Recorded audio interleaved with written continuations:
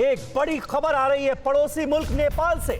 Army chief के दौरे से पहले नेपाल का बड़ा फैसला। नेपाल के पीएम केपी शर्मा ओली का बड़ा एक्शन। ओली ने रक्षा मंत्री ईश्वर पोखरेल को हटा दिया है। ओली ने रक्षा मंत्रालय अपने पास रखा है। 3 नवंबर को आर्मी चीफ जनरल नरवणे का नेपाल दौरा होना है और उससे पहले नेपाल में ये अहम बदलाव। मनीष झा हमारे साथ मौजूद है। मनीष, कोई खास मकसद नजर आता है इस बदलाव के पीछे? देखिए समीर, पहली नजर में तो यही दिखता है कि नेपाल के आर्मी चीफ और नेपाल के डिफेंस मिनिस्टर ईश्वर पोखरेल के बीच में कहा जाता था कि बहुत अच्छे संबंध नहीं है।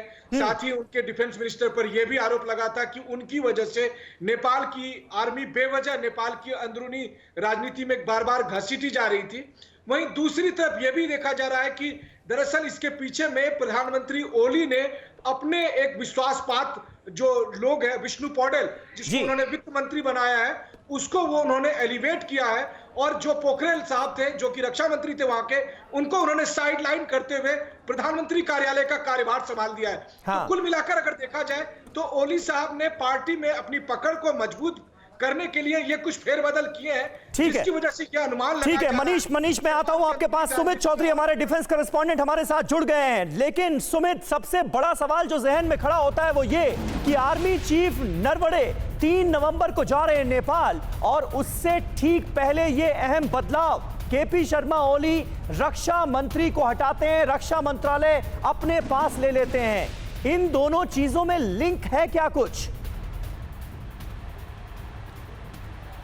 देखिए, लगातार जो डेवलपमेंट वहां हो रही है नेपाल में, वो निश्चित तौर पर कई बड़े चीजें देख रही है। और अभी भी मैं आपको जिस तरीके से बता रहा था कि समीर, आपकी और मेरी बात हो रही थी कि कैसे अभी जब ये दौरा होगा तब उनकी 3 बड़ी बैठक थी, जिसमें रक्षा मंत्री के साथ साथ वो पीएम से मिलते, इसके अलावा वो आर्मी चीफ से मिलते। और दोनों देशों के न सिर्फ अपने इकोनॉमिक रिलेशंस रहे हैं, अपने फॉरेन रिलेशन, बल्कि मिलिट्री रिलेशंस भी रहे हैं। भारतीय सेना में कितने ज्यादा हजारों या लाखों की संख्या में जो है, आप कह सकते हैं कि गोरखा है और गोरखा रेजिमेंट पुरानी है।